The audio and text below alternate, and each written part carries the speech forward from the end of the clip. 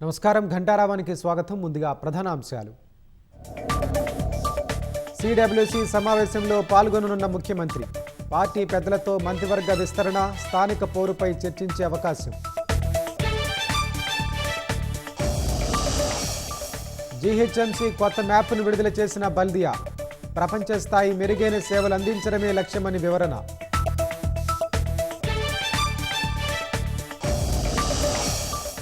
ఏపీలోని ఏలూరు జిల్లాలో రోడ్డు ప్రమాదం. బైక్ను ఢీకొట్టిన గుర్తు తెలియని వాహనం, 3 మృతి.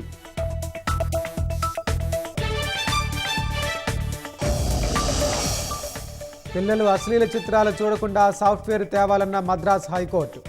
అవగాహన కార్యక్రమాలు చేపట్టాలని కేంద్రానికి సూచన.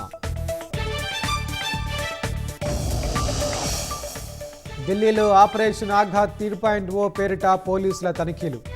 285 మంది నేరస్తులు అరెస్ట్, పెద్ద ఎత్తున ఆయుధాలు స్వాధీనం.